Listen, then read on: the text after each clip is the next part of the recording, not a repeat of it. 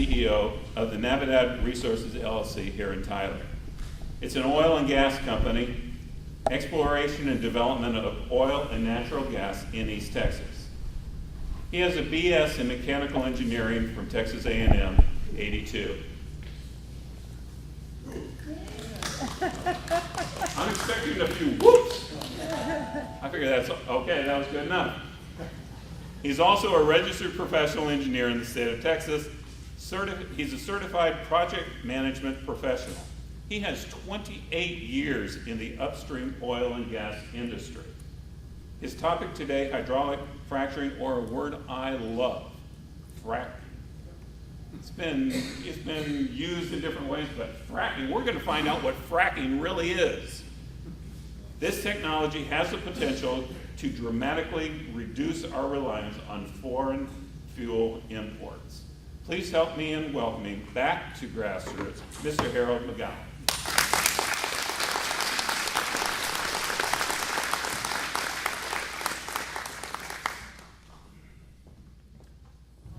Hello, can you hear me?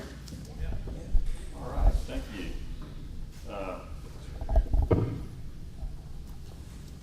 Put my computer up here. Grab my notes. Well, this is a really big topic to talk about in a very short period of time. One thing I did is I brought a video. Hopefully we've got time to get through it, but I'm just going to make a few comments, see if we can roll the video, and then answer questions at the end. I may not have timed that perfectly, but the video is about 30 minutes long. I don't know how many of you have heard about hydraulic fracturing, but I would assume everybody has now, which is a strange phenomenon for engineers. Nobody had ever heard of it, and now suddenly it's a huge problem. I've been doing hydraulic fracturing since I was about 24 years old, and actually now I've got 30 years experience. I graduated in 82, so didn't really know there was any problems with hydraulic fracturing, or that there could be problems with hydraulic fracturing, until we started drilling in the northeast part of the United States near New York City. And then suddenly we had environmental problems that didn't exist before. There's been quite a few fracks done over the years, just to kind of give you an idea. Basically, we've been fracking since 1947, so if you look at some of the websites, what you'll see is this is a brand new thing that we don't know anything about. And no one's ever done it before. It's very scary and dangerous. Since 47, when they really came out with this, we've done millions of fracks. It's not new.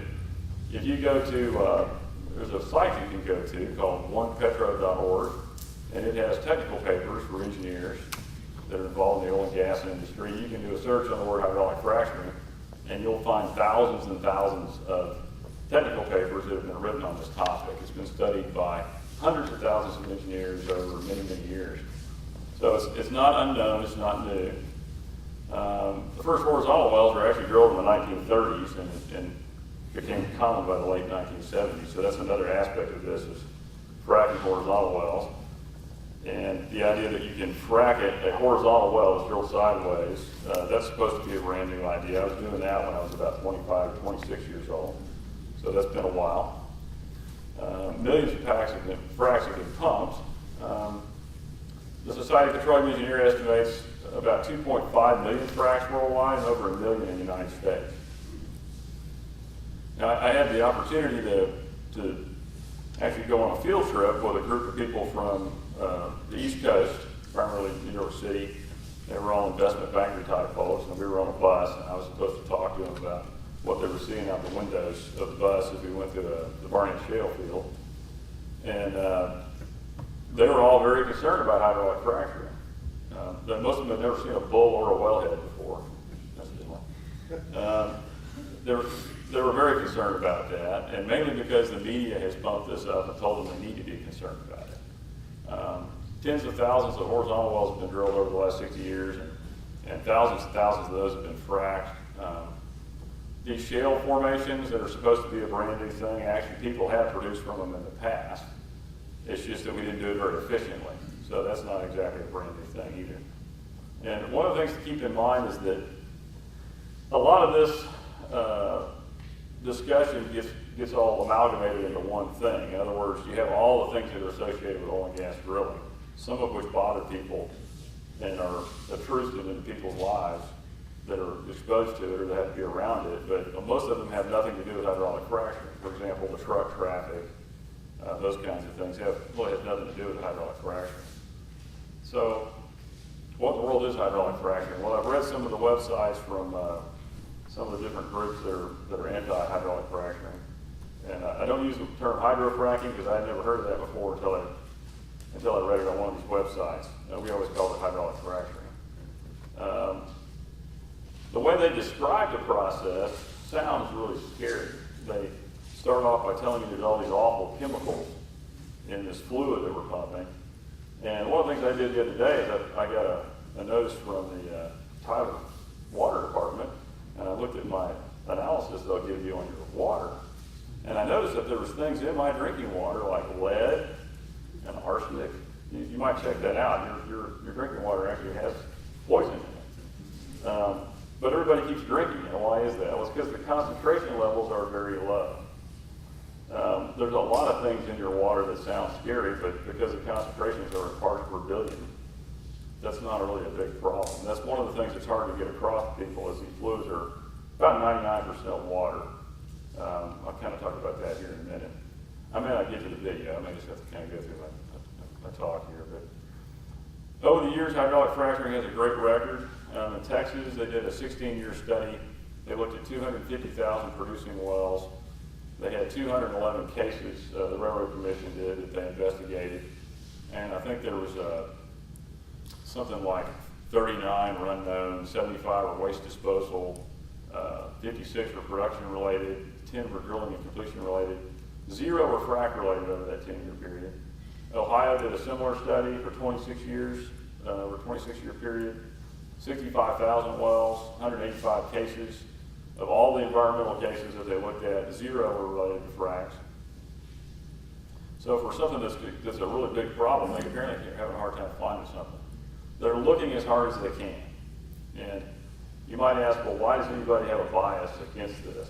Well, if you invested billions of dollars in windmills, solar panels, sort of like Al Gore's private equity fund, you've got a big problem right now because the natural gas industry has created the cheapest fuel that we've ever seen. We've discovered multiple Saudi Arabias full of natural gas.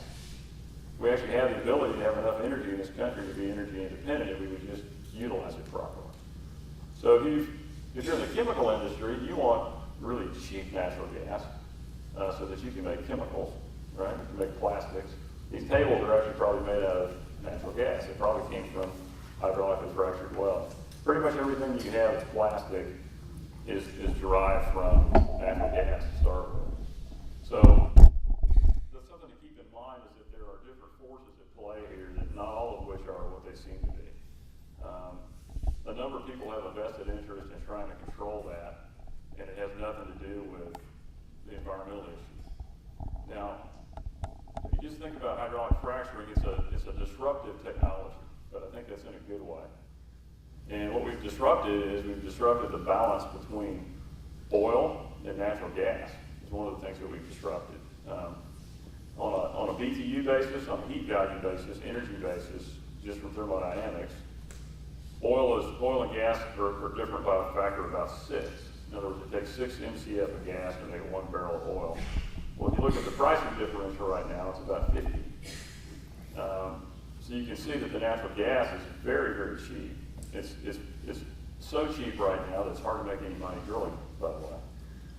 That's one of the problems. The industry always has this problem is that if we have a cartel of some kind, we're not doing a very good job because we've drilled ourselves right in the poorhouse on the natural gas. So what is hydraulic fracturing used for? Well, it's used to get oil and gas out of geologic formations that won't produce any other way. These formations are extremely, what we call in the industry, tight. Now, you measure the flow capacity of rock in Darcy's. There was a Frenchman named Darcy who was working on purifying water in Paris a few hundred years ago. And he was trying to come up with a formula to describe the pressure drop through a section of this filter that he built. He came up with Darcy's Law. So you measure these things in Darcy's. These shales, now let's kind of back up a minute. In East Texas field has sand that has maybe 2 Darcys or 10 Darcys. That's a lot. These shales that we're producing out of now have 0.000001 thousandths of a Darcy. So you kind of see the contrast there. The East Texas field is probably the best reservoir rock in the whole world, and what we're producing out of now is the worst reservoir rock in the whole world, essentially. So in order to do that, what you really have to do is just create cracks in the rock. And you get little small cubes of rock, and then the molecules in those little tight chunks of rock will move over and hit that fracture, and then come to the wellbore. So what you're really trying to do is create a fractured network around your well and allow you to drain to the wellbore. And once you do that, you're only creating little fractures that are just very, very, very small. You know, maybe I'd say a big one might be a 1/16 of an inch or something like that, or 1/32 of an inch would be a really big crack. So you're not creating caverns, you're not using toxic chemicals to somehow change the nature of the rock. You're really just trying to create some cracks and allow the gas to come out of the formation. So the entire point of hydraulic fracturing is to make sure that you're fracking, as people say these days, the zones that contain the oil and gas. There would be no profitable reason to want to have that fluid go anywhere else because you're spending hundreds of thousands of dollars to put it down there. A typical frac job on a horizontal well might be $1 million or $2 million. So if you were to pump that into the wrong place, you would be throwing away millions of dollars. So the industry spent a lot of time trying to figure out where the fluids are going. The way they've done that is with a technology called microseismic. And what microseismic does is they put out an array in a grid in an area, and while you're doing hydraulic fracturing, you can see in real time, 3D, you can see where the hydraulic fracture is going. They've been doing this for many years now, and they've got a lot of data on that. And what they've been able to figure out is that you really can't grow a hydraulic fracture much more than about 300 feet above you. And they typically are vertical if you're at great depth. Now, as you come up the hole and you get shallower and shallower, the overburden stress drops, and the fracture becomes horizontal like this. So when people start talking about fracking shallow wells and fracking in groundwater, the physics of it doesn't exactly work that way. You don't actually create vertical fractures, you create horizontal fractures if you get shallow enough. So that's one of the issues. They've looked at microseismic, post-frac tracer flows, temperature logs, mine back experiments. That's where the Department of Energy, they had a cliff. They drilled a well, they did a hydraulic fracturing treatment on it, and then they came through with a mine shaft and drilled into it, and they could see exactly what happened when they did the frac. This has been studied for many, many years. So the industry has learned new things about hydraulic fracturing over the last 20 years, 30 years. But basically we're doing many of the same things we were when we started. So the fraction really can't grow upward enough to reach groundwater. Now why is that? Well, the stuff that we're going for now is deep, okay? Fresh water is usually not below about 1,000 feet. The Railroad Commission has rules that you drill a hole, you set surface casing, you cement that surface casing to surface. They've got standards for how you construct that first part of the hole, the surface hole. Then you drill a second hole, and that surface casing is designed to protect that fresh water sand. So that's your first line of defense. Your second line of defense is a secondary cement job on the casing that you put in the next section of the hole. And you run cement bond logs and this type of technology to find out where your top of cement is, and you make sure that everything is sealed up. If it's not, then you can do a treatment to fix that. So then you do your hydraulic fracturing treatments. Now, some of the things I've read on the websites from some of these anti-frac folks is that somehow these fluids are going to percolate up through all these formations, miles and miles of rock, and they're going to get into the groundwater. Well, one problem with that is that fluid tends to go downhill and not uphill. That's one problem. The other problem is when you start producing the well, you're actually drawing the reservoir pressure down. So you might start out at 5,000 pounds per square inch. After some period of time, it'll be down to about 2,000 pounds per square inch. So pressure, as far as I know, goes from high pressure to low pressure, not from low pressure to high pressure. So the fluids would tend to stay in the reservoir, not come out of the reservoir. So there's a couple of logical fallacies in that idea. There's also thousands of feet of shale layers between you and the surface, and these shale layers are not productive and they're not permeable. So that's why you don't, otherwise you would have all the oil and gas that have already escaped, right?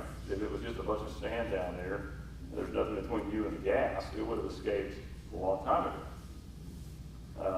There wouldn't be any reservoirs, in fact. There'd be no natural gas. It would have all escaped. So the reason it's still there is because those seals are there. Now there's another idea, which is that if you find gas in a shallow formation, that it must have come from an oil and gas well. I mean, it's got to have, right? Because gas wells make gas. For example, in Pennsylvania. Now, I don't know if anybody remembers, but they used to put canaries in coal mines for methane. You know, coal mines are explosive. Why is that? Well, that's because coal beds are full of methane. It's created by any kind of biological process. So if you kind of put two and two together, you only see Pennsylvania coal. I think they have a lot of coal in Pennsylvania, right? Shallow coal. And if I drill through that coal, what happens with a water well? Well, it probably makes gas. It probably migrates into my water sand. They've had gas in water sands before there were human beings in North America. If you go over like Corsicana, I don't know if you guys ever seen those little pump jacks that are about this tall, little bitty ones. Them these are pumping from about 300 feet. Well, the freshwater sands and that oil they're producing are at the same depth. Those wells are actually producing out of a freshwater aquifer with the oil on top of it. So oil and gas and water actually exist at the same depth. Another thing you'll see is that you will get migration from those reservoirs that are deep over millions of years.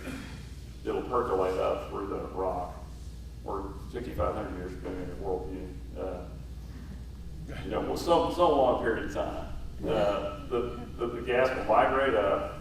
There's actually a process where you can look for certain kind of microbes that process methane that have come up, and that's how you look for oil and gas fields. There's a service company that actually does this because it has samples for those microbes. So the gas has been percolated through the soil. There's thermogenic, which is what comes from the production of oil and gas, and there's biogenic.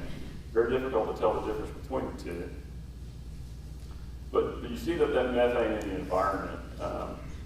In the field that we're drilling right now, I had a groundwater hydrologist come in before we started doing our treatments because I knew that this was controversial. And I had him do a groundwater study of the whole area. He went to interview water well drillers, he took samples from wells. And what we figured out is that certain parts of the field, they had been making gas out of their water wells for 30 years before there were even any drilling in the area.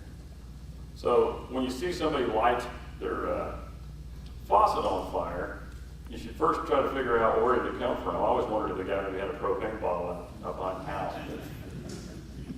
So some of those things you have to think about. It's just not quite that simple. And I think one of the problems is a lot of folks aren't thinking logically about this. I mean, in other words, coincidence does not equal causation.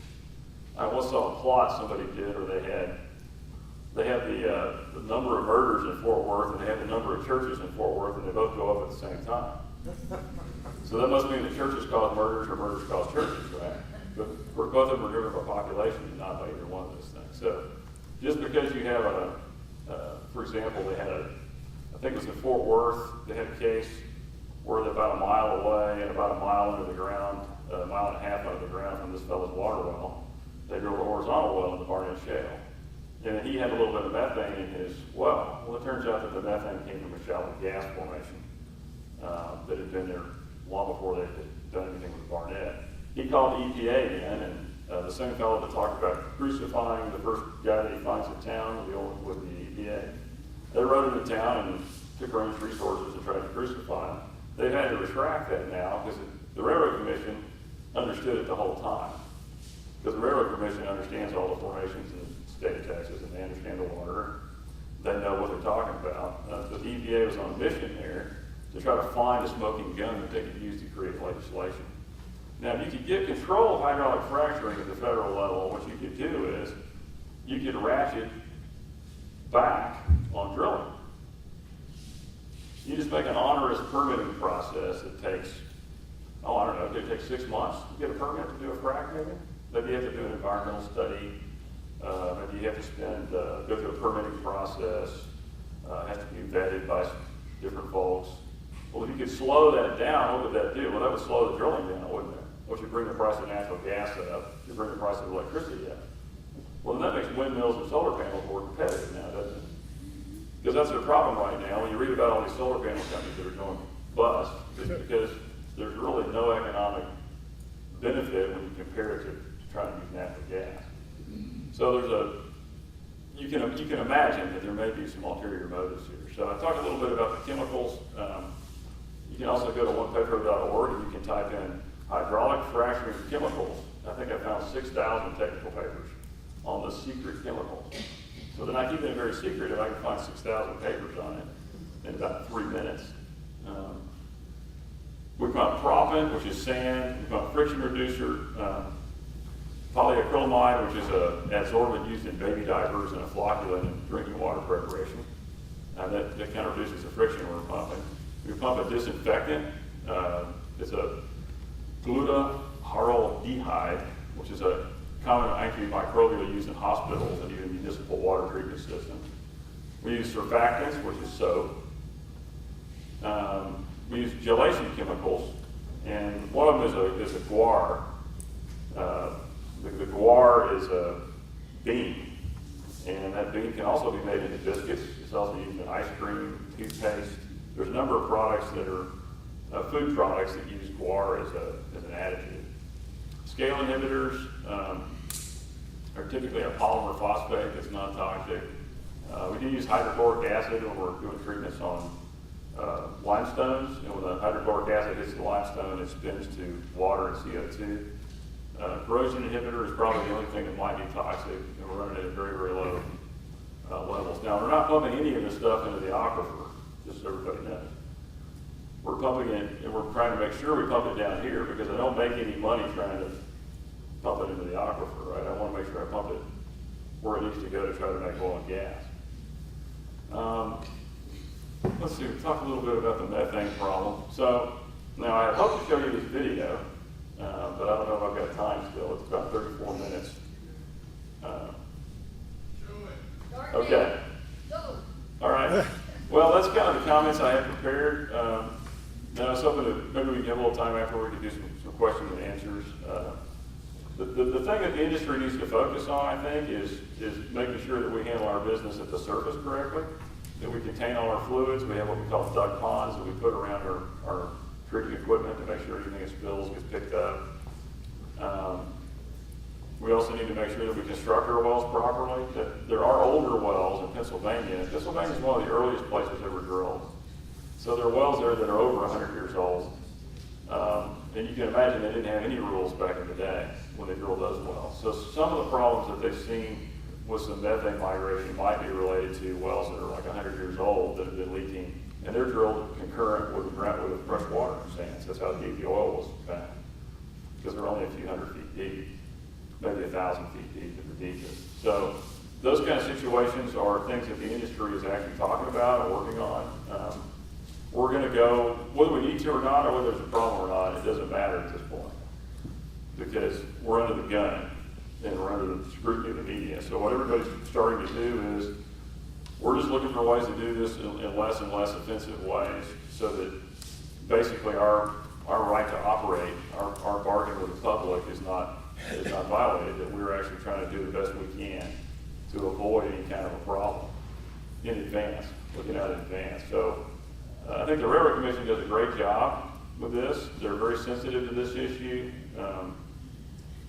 We've actually sent them information on what we're doing on our field, and that's one of the reasons I did that groundwater hydrology study in the field that we're in, so I could make sure that I had that baseline data to work with.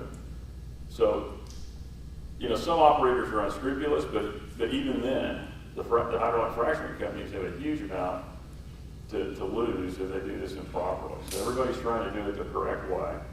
And then the benefits of this thing on the other side are a little bit mind-boggling if we really just stop and think about it.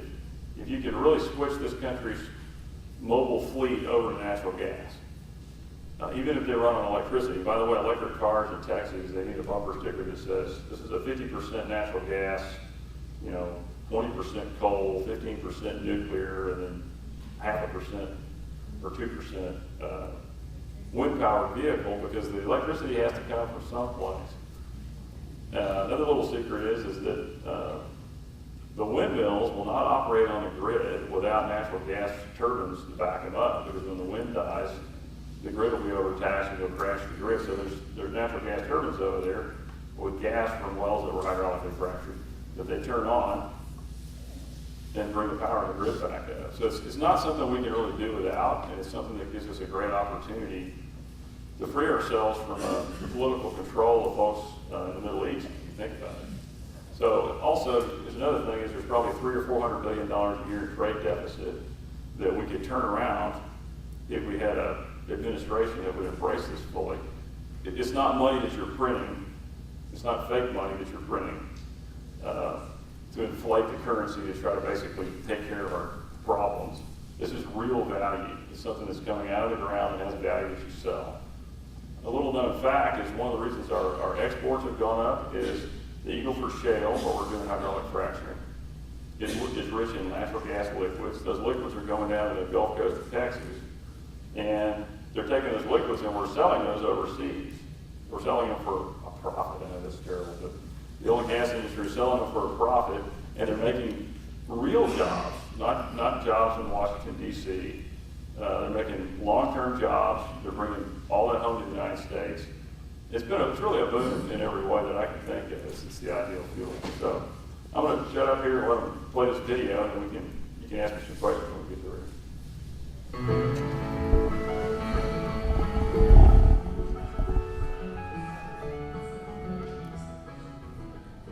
This is where we live, right across the road from Salt Spring State Park in Montrose, Pennsylvania. We've raised 4 pretty nice kids here. The jury's still out on the dogs. We're also blessed to have our granddaughter near. And my father-in-law lives right across the driveway. His family has owned this land for over 100 years. We're all happy and healthy, not a lot of drama. At least not until a few months ago. We were just watching TV, a documentary called Gasland, and it showed some pretty scary things. Some things I'd never seen before, and then others I'd heard about, like sink water catching on fire. The kids were pretty upset. That film said all these problems were caused by natural gas. You see, we felt blessed just a little while ago when they found natural gas on our property. We could have as many as 10 wells, they said. But this little movie, it could change everything. Is our water going to catch on fire? We taught our kids by example to tell the truth. So when we saw Gasland, I knew I owed them real, honest answers. If the real answers were scary, then so be it. At least we'd know what we were up against, like the burning water business. Everyone around here knows that it's a natural thing. It's been going on for generations, since long before anyone drilled for natural gas. Yeah, I remember years ago taking a match, lighting it, and throwing it on one of my dad's ponds, and it would light. And that was long before fracking. Somebody told me that even across the road at Salt Springs, they could capture and light the methane that bubbles up naturally. So I thought I'd give it a try.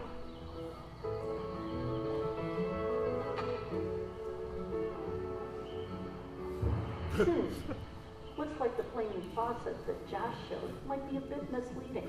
So, what's the truth? The real truth? That's how we came to make this little movie. As it turns out, ours is about a New York filmmaker and some very misleading so-called facts. We decided to call it Truthland.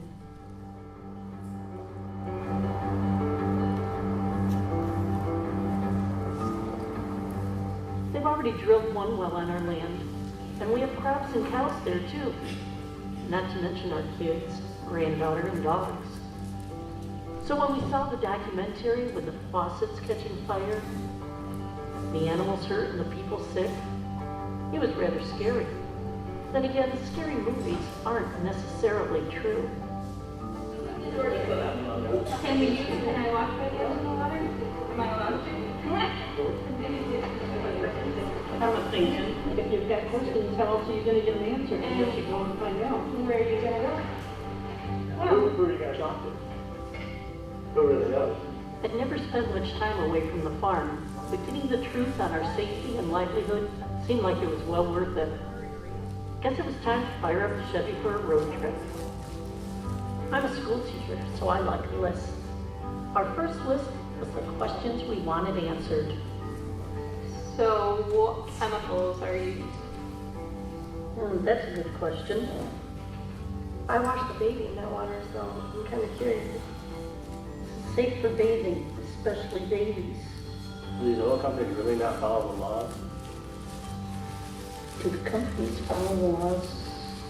And about the flaming water? Oh yeah, flaming water. How's it gonna affect the farm with the cows and the crops? It affects on livestock and crops. Great. Any others? So is the well construction strong enough to keep our water safe? Good question. Is the well strong enough? Hope all these experts aren't too fancy. I'm just bringing genes.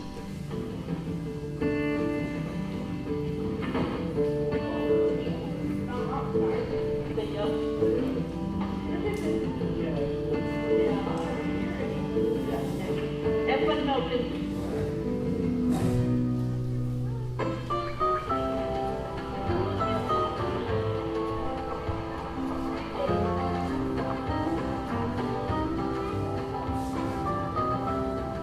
It's so beautiful around here. I really want my grandchildren to be able to play in these ponds and rivers and creeks and to enjoy our natural resources. So if what Gasland said is true, I really wanted to know. I started with the biggest question. Is the U.S. natural gas industry good or bad? I'd seen one man on TV a lot, John Hanger. He'd even been in the movie Gasland. Up until just a little while ago, he was the secretary of the Pennsylvania Department of Environmental Protection. He seemed like a really smart man, so I went to his office. Until recently, you were the one in charge of keeping the Pennsylvania environment clean. My family and I have a dairy farm in Susquehanna County, and we watched the Gasland movie. And should we have some concerns about this natural gas stuff?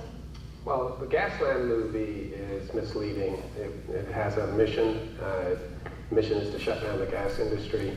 It's very effective at stirring fears.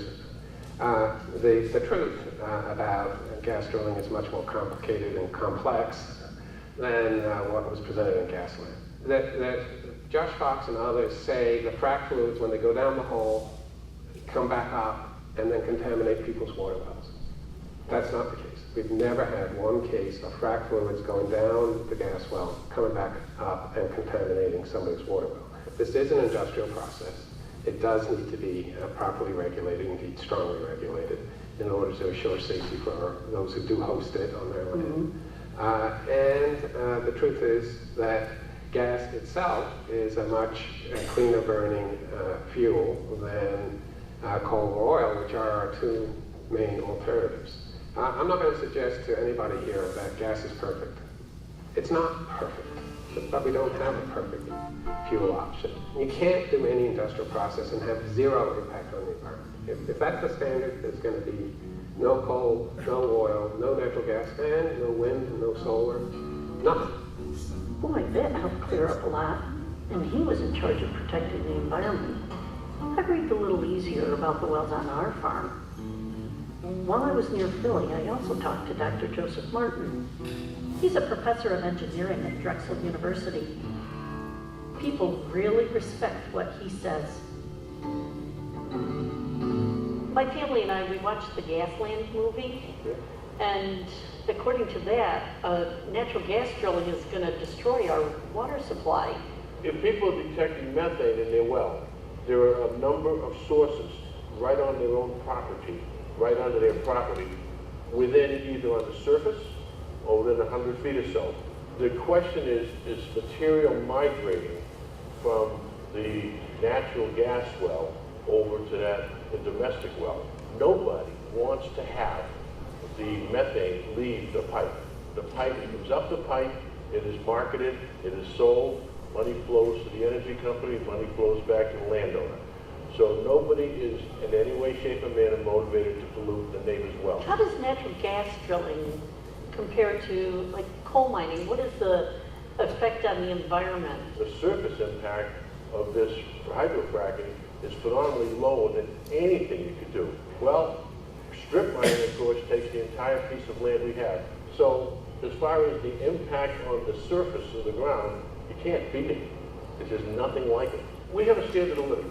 I don't think anybody's really proposed we drop it. And the standard of living was developed long, long ago of central heat. Nobody's come up with a more efficient and non-polluting way to do that than burning natural gas or a little gas furnace in your basement. So as far as safety issues of natural gas drilling, they're minimal. They're minimal. They're at a the risk is for a very short window when you're drilling, and it's under incredible intense scrutiny and tight regulations. So just basically enforce the regulations, control where the water's going, control the runoff, and in a few weeks you close it in, you hydroseed it, and you get the forest back. Fracking. A year ago, I'm not sure I'd ever heard the word. Now it's about all I ever hear. I'm not an engineer, a scientist, or a gas driller. Well, neither is the guy who makes gasoline. He lives in New York City and makes movies for a living. I'm just a Pennsylvania mom. I needed to talk to an expert, and everyone led me to the one who first recognized this whole shale business in Pennsylvania. Penn State Professor of Geoscience, Terry Engelter. What is this fracking? Can you tell me a little bit about it? Well, it's a process by which the rock is split so that gas can flow to the surface. Basically, what we think of is that when enough pressure is applied to any internal cavity, the cavity will split, and basically rock splits that way. Now, I've heard when they do the fracturing, they use some chemicals in there. What can you tell me about these chemicals? Well, the water is the primary substance that causes rock to break apart. But in order to get water down in the well fast enough, one of the additives in the water is called a friction reducer. That basically is nothing more than household dish detergent. Have you seen the movie Gasland? And if so, what is your opinion of it? I have seen Gasland, and the flaw is that there's a tremendous amount of innuendo in the movie. The innuendo, of course, is that all of these problems that you see filmed in that movie are a direct result of the gas industry, and in particular hydraulic fracturing. By innuendo, the most famous scene, of course, is a scene at the end of the movie where this guy in northeastern Colorado lights his faucet, and the Colorado Department of Environmental and Conservation has stated just over and over again, this is biogenic methane, that it's unlikely that this has much to do with the gas industry. Do you have any idea about how many wells have been fractured in the U.S.? Well, the industry says that the number is somewhere between 1 million and 2 million wells in the United States. I take it there's been relatively few problems with these 1 million to 2 million wells with the fracturing? The fracturing itself is a process that occurs deep enough in the earth that a Groundwater Protection Council study in 2009 reported no problems over the last 60 years with frac fluid migrating from the reservoir into groundwater. Scientific credentials. I believe him a lot more than I believe some New York filmmaker. I wasn't so sure about him saying the chemicals used in fracking were just like dish detergent, so I made a mental note to check that out later, just to be sure. Before I headed south, I thought it might be interesting to get the perspective of the people who rely on natural gas for their livelihood. So I picked a big one, U.S. Steel. Back in 2009, we were both laid off. Things around the area really slowed down. But toward the end of 2009, we got our jobs back because of the natural gas boom. great. Our job fast trucks a lot more. Yeah, this whole place runs off natural gas. So responsible natural gas drilling is good for everybody. They buy your pipe and you buy their gas. Yeah, that's the bottom line. On the internet, I found a man named Gary Hansen. He's with the Red River Watershed Management Institute. It was all the way down in Shreveport, Louisiana. Part of their university system. They've been hydrofracking there for decades and studying water pollution issues for a long, long time. I might as well talk to the best. It's literally impossible to frack up into a groundwater zone. U.S. Department of Energy did studies back in the 1980s out west, where they drill wells down vertically, horizontally, frack them with dye, and then they mine back into those wells to determine how fracking occurs. And one of the most important things they determined was that as you get shallower and shallower, the fracking starts dying out. At great depths, the frack goes vertically and horizontally, but as you come shallower and shallower, it eventually goes away. In fact, there's 10,000 wells that have been what we call frack mapped using microseismic. And it shows that literally you're not going to get into the groundwater. My biggest disappointment in Gasland was that basically a guy that doesn't understand the industry at all goes and tells a story. And it truly is a story. And a lot of it is fiction. And I can see people falling into it. But as an expert in the hydrology, near the surface, and deep oil and gas, I have a difficult time going through the whole movie. It really disturbs me, the things that he misrepresents. So this misrepresentation is terrible. The movie said water contamination was a huge problem. The experts said it was not. I know which I believe. You know, I've never stepped foot in Texas before, but they've been at this gas drilling business a lot longer than we have in Pennsylvania. Our Marcellus Shale area is big, but the Barnett Shale in Texas is one of the biggest gas fields in the country, probably worth poking around in. Soon, I was talking to the pastor of a church right next to one of the Texas gas drill sites. I wish I'd been there on Sunday so I could hear Pastor Bowman preach. The fears that we actually could have experienced, they've been quelled because of the fact that our questions have been answered. We've seen documented proof that, look, this is the process. Everything that they have shown us, it is just like they said. So no problems with noise levels or trucking, neighbors aren't complaining? We heard all of that, in other areas, but our area, we have not experienced any of those problems. The noise level, every problem that we asked about, they addressed it. Noise was addressed. Pollution was addressed to our liking. So no problems at all. No neighborhood complaints or anything, because they did what they said they would do. Everyone I talked to said Gasland was full of hot air, very misleading and short on facts. But as a school teacher, I like to hear both sides of every story. So I might as well drive south to Austin and talk to someone from the Environmental Defense Fund. I got lucky and got Jim Marston, the head guy in EDF's Texas Regional Office. He's the director of their energy program. Their website said their mission is to preserve the natural systems on which life depends. Big-time environmentalists. So I braced myself for bad news. We think natural gas may be a bridge fuel to even lower carbon resources. Of course, natural gas needs to be produced in a way that minimizes environmental impact. Frankly, there's some companies that are doing a really good job and some doing a less good job. Obviously, Gasland has a lot of pretty dramatic events. And I think where I would differ with the folks who work with Josh is his conclusions that those problems were all related to fracking. But most of the problems we see in the natural gas area are due to poor well construction, poor cement work, spilling stuff on the ground. Fracking itself does not seem to have caused a lot of problems so far.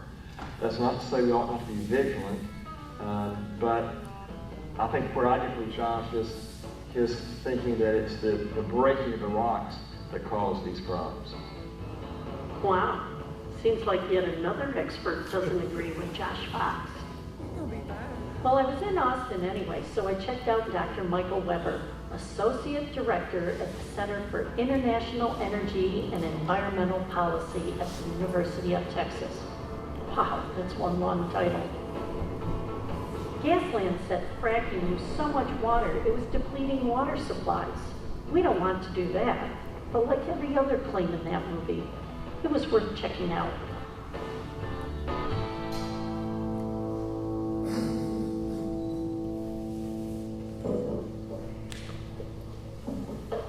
You know, a typical well uses anywhere from something like 2 to 8 million gallons of water to do the fracturing process, which is a lot of water. But in the end, the amount of water you use for that well over the lifetime of the well is actually quite low.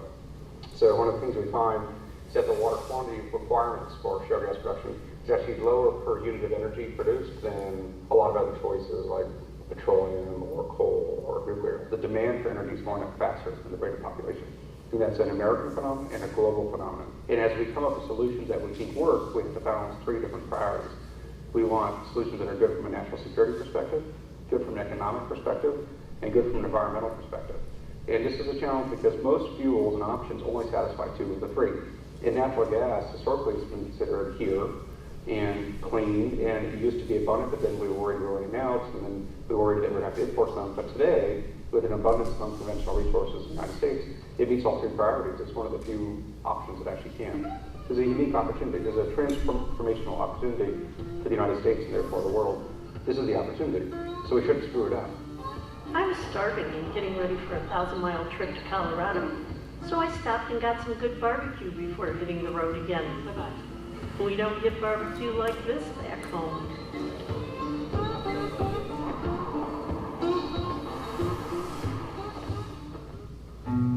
Hydrofracking sure seems safer than Josh Fox made it out to be. They need to call it something else. That just sounded really bad. Why Colorado? Never been there either. Gasland showed a major flaming faucet here in Weld County, and I figured I could ask some real ranchers with natural gas wells if they were hurting their livestock for their families. I wanted to go right to the same area where Josh Fox filmed the flaming faucet. I found a wonderful, colorful rancher named Chuck Sylvester. He was the former head of the National Western Stock Show in Colorado. His wife Ronnie baked us cookies, and Chuck and I talked about natural gas. We've heard all these horror stories about the Gasland movie and how all this methane gas in the water, and that's all because of fracking and everything. Have you had any experiences with this? No, I have to say that there's always those around that try to instill fear to promote their cause. So your water doesn't catch fire in your sink? No. Have you ever heard of it before? Yes, but this is way before they ever thought about drilling in that particular area.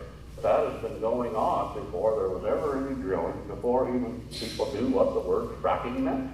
And you haven't had any problems here as far as the water being unsafe for your animals? No hair falling out on the cows or the dog or... No, people stop by all the time just to tell us how healthy our animals look. That guy Josh Fox filmed? Chuck said he must have just drilled his water well into a shallow area that already had some methane. That's what Terry Engelder told me too. You can't get much more misleading than that, Josh. It had nothing to do with fracking. Gasland seemed to only have gotten attention because of that flaming faucet. So I figured I needed something just as interesting to draw attention to my little movie. There were a lot of people with natural flaming faucets, but I chose Robert Sandell. Well, when we first bought this place and moved in, the lady told me don't smoke in the shower. And I wondered what she would stop that. Has there been any drilling around here? No, there's no drilling around here, no problems.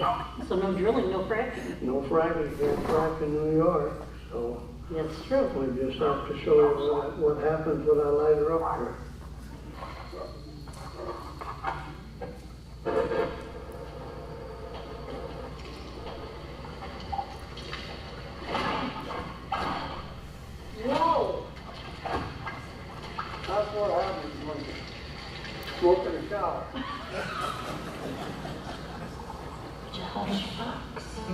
little town called Dimmick is sort of ground zero for the anti-fracking crowd.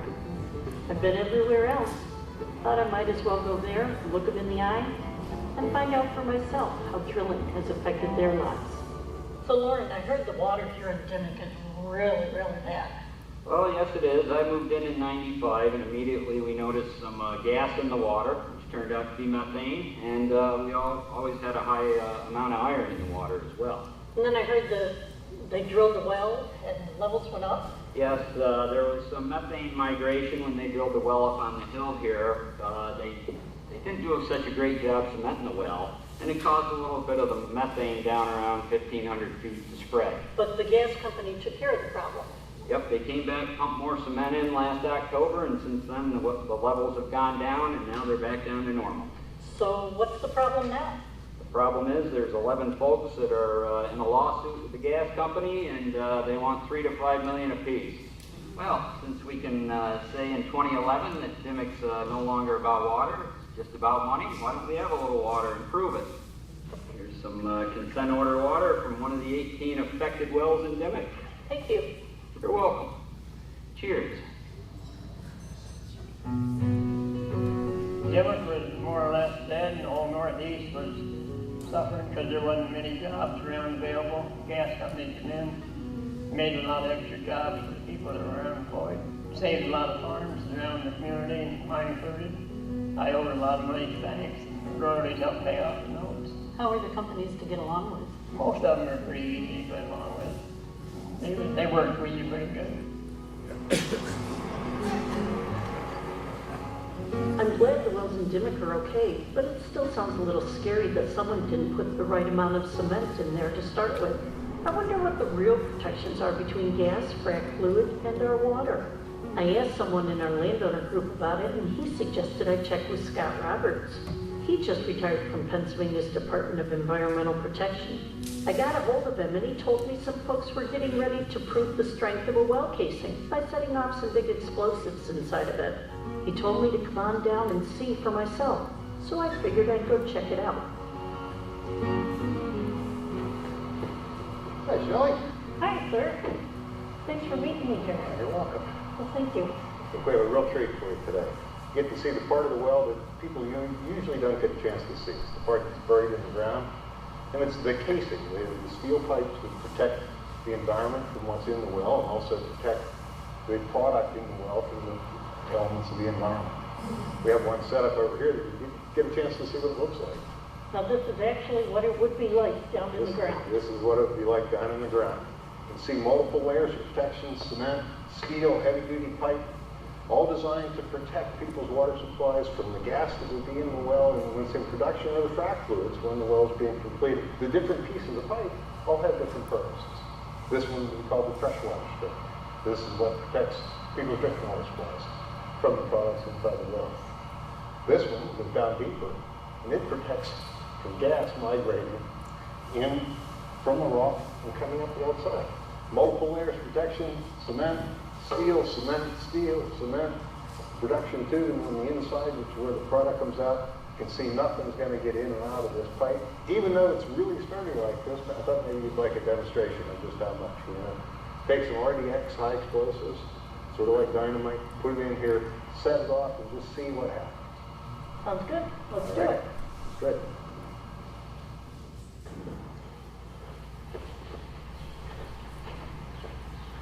Okay, here we go.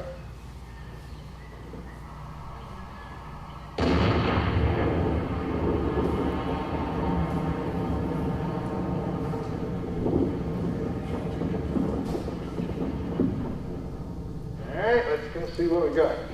Great. Yeah, I don't think it did much, I bet. Well, it will be interesting. Yes, it will. Here it comes out. Let's just see. Look at So that. far, it doesn't look any different. Like we were saying, that's a sturdy bit of construction there, and I would have been surprised if anything happened to it. See, it pretty much looks the same. Unscathed. Unscathed. Wow. That's a good example, a good demonstration of why people are safe from the natural gas drilling process. So much in Gasland is either half true unfairly presented, or just plain false. And the way he told the story made him seem trustworthy. But Gasland mistakes were piling up. I was beginning to question Josh Fox's motives, which made me doubt the truth of the whole movie. No one said the people Josh Fox filmed were lying, but his movie presented their problems in a way to make it look like natural gas was to blame. I guess blaming faucets gets people to watch your movie, even if the reason they flame is entirely untrue. So many people believe Josh. I was really glad to be going home, and even more happy to be bringing good news. The real truth about Gasland.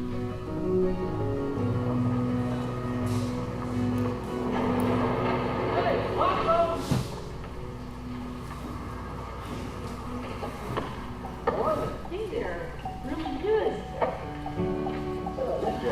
Hey, gee, really? Thanks. It's good to be home. It was wonderful. Yeah. Isn't it? You've got all sorts of information. We tried to call Josh Fox and his producer to give them a chance to speak their piece. We never got hold of them, so I made some lemonade and I talked about what I'd learned. The truth is that Gasland is mostly hot air. Sure, oil and gas companies can do better, but the people I talked to, the scientists and professors and environmentalists, they said they actually are working hard and getting better every day. I wasn't gone that long, but even by the time I got home, I found a site on the internet called Frack Focus, where the industry now is detailing what's in the frack fluid. Anyone can look it up for various states, just like I did. I don't see anything that says dish detergent, but this does say over 99% of the frack fluid is water and sand. And the rest of these chemicals, they're things you already have around the house, like in toothpaste and cleaners, hair color and deodorant, probably even dish detergent. Funny what you can find on this internet if you look long enough. Right here, even Lisa Jackson, the head of the U.S. Environmental Protection Agency, says it looks like fracking has not caused all these problems that people say it has. Listen, I think that fracking as a technology is perfectly capable of being clean. I do. But it requires people who are doing it and the innovators who use the technology to take some time to make sure that it's done right. And it requires smart regulation, smart rules of the road. What it doesn't necessarily require, let me be clear in these remarks because I know I'll hear it again, is that all that smart rule of the road setting be done at the federal level. There are states who have been regulating oil and gas development for a long time. Well, that was good to hear, since we all read in the paper about the EPA saying there might be problems. Then they found that the problems were with their own tests. Improperly tested. Water wells making gas before any gas wells were drilled. Dropping a case in Texas. Methods were questioned. Backs down. Backpedals all over the country. Wow, great news for Dimmick. I ran across an article about an EPA official who resigned after he was caught on tape saying he likes to crucify oil and gas companies. His boss, Lisa Jackson, disagreed. In no case have we made a definitive determination that the fracking process has caused chemicals to enter groundwater. Then I ran across a documentary that sort of summed up my whole adventure. Most people watching this film would think that laying your water started with fracking. You've said yourself, people lift their water long before fracking started. Isn't that correct? Well, yes, but it's not relevant. Not relevant? That was the point of your whole movie, Josh. You knew that burning water had nothing to do with fracking all along. Most of the people I talked to liked the gas company people and said they were good neighbors. And the truth is, until solar and wind can help out more, natural gas seems like something we gotta have. The problem with documentaries like Gasland is that people get confused. They're scared. And if you get enough people scared, you can get a contract for a sequel, just like Josh did from HBO. I'm a mom. My husband Phil and I have taught our kids to respect the truth by telling it ourselves.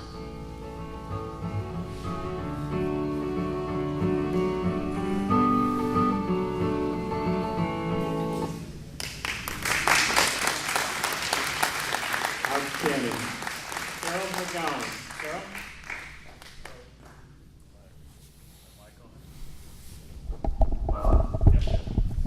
So I thought that really summed it up really well, better than I could. And just wondered if anybody has any questions. I heard here a while back, earthquakes may be caused by fracking. What's the real truth about that? Well, the idea would be that you have to have a fault, and that's a place where, you know, we're all sitting on a giant plate, a tectonic plate, right? And it's pushing against another plate that creates stress, and there's actually active faults growing right now as we speak.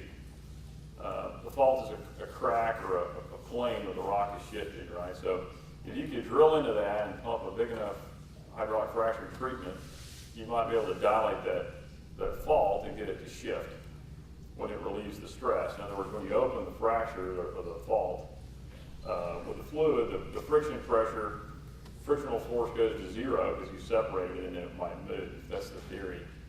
The problem is that nobody's ever actually seen that happen. Now, saltwater disposal wells is a different matter because you're pumping millions and millions and millions of barrels 42 gallons over a long period of time. You might bring the pressure up. If you're in a tectonically active area, like let's say, I don't know, Arkansas might have some active faults going on. So, but that's not hydraulic fracturing, that's disposal wells. The disposal wells should be drilled into a formation that can take the water without creating a lot of net pressure build that would actually dilate a fault. So there's an engineering issue there, but the Railroad Commission permits, you know, various zones in various areas for you to, you know, drill your disposal wells. What's the pressure of that frac fluid? Well, you can generate a typical. We have what we call a frac gradient, which is pounds per square inch per foot the hole. So it is required in order to open the rock and initiate a fracture. Typically, it's about 0.7 to 0.8 pounds per square inch per foot. So let's just say it's a 10,000 foot well. That would be 7,000 to 8,000 pounds per square inch that you're generating down a hole. At the surface, you'd be pumping something less than that because the weight of the fluid column adds to that pressure. So you might be pumping 5,000 or something like that. Would you explain what happened in Dixie Lake, Carthage, Texas, here about 10 years ago when they were drilling or fracking a nearby well, and what happened there in that lake? You know, I actually don't know that story completely. I know there is, the only one I know about in the lake is one that was in Louisiana years ago where they accidentally drilled into a salt mine, and they drained the lake into the salt mine. I'm not sure which one you're talking about. That's one you can look up on the internet, by the way. What was the problem that occurred? They were drilling a nearby well, a fractured well, and something happened, and Gas started bubbling up in that well around the dam. Yeah, I would say that the thing to separate here is the drilling process from the hydraulic fracturing process. When you do hydraulic fracturing, you've already set casing steel, like they showed in that picture, in the ground, and you cemented it into place. So that's a different well construction problem. While you're drilling the well, if you were to lose control of the well, that is, it's a process where you're drilling the well and there's pressure down in the rock, in the formations, right? You have a fluid system, a drilling mud that's heavy enough to hold back that pressure due to the weight of the fluid. If you don't do your business right and you don't anticipate it, you could have too light a fluid and you get gas influx into the wellbore. It might come up the hole and find a weak spot that would only be if you didn't do your surface casing cement job right, which is also a possibility. And then it would get into a freshwater sand and then start to come up to the ground. Now that's, that's a blowout, is what that is. That's a totally different problem that has to do with the drilling and not the hydraulic fracturing. But that's what I would guess that probably was. Doug asked me to announce this would be the last question, but although fracking began early to mid last century, what was the device that, I'm thinking his name was Robert Summit, but about 15, 18 years ago, someone invented a new method or an improvement on the head of the fracking device. Can you explain what that is? Well, there's been a couple of technologies that have converged, and all of this stuff is what I would call evolutionary improvement, not revolutionary. In other words, it's been thousands and thousands of people over many, many years who have refined different pieces of equipment to allow us to do the things we do today. So the innovations that have converged has been horizontal drilling. In order to do that, they had to figure out how to make a computer that was about 2 inches in diameter and that would survive at 300 degrees Fahrenheit for days on end. And it's, about 4 or 5 feet long. And that computer can figure out where you're pointed, up and down, and north and south. It's got a compass in it. So that's what allowed them to steer horizontal wells and know where they were up down hole. So that was one innovation that had to be perfected. Then they had to figure out how to get the casing in there, get the pipe in the horizontal well. Then they had to figure out how can we hydraulically fracture this big long hole when we normally did it this way. So then they had to invent what are called frac plugs. And they came up with a plug that you can drill out really quickly. That's called stage fracking. And then there's something you might be talking about is the latest innovation is they have a series of packers that pack off in the horizontal hole, seal it off, and then they have sliding ports. And you can start your job and just drop balls, and it opens a port. You do a stimulation, and you drop a ball, it opens a port, and you can hydraulically fracture the entire horizontal well on the way out and do like 30 different stages. Those are the main innovations that have made. We had all those kinds of things before, but people had to figure out how to put them all together in one well design. If that makes sense. Ladies and gentlemen, Harold McGowen.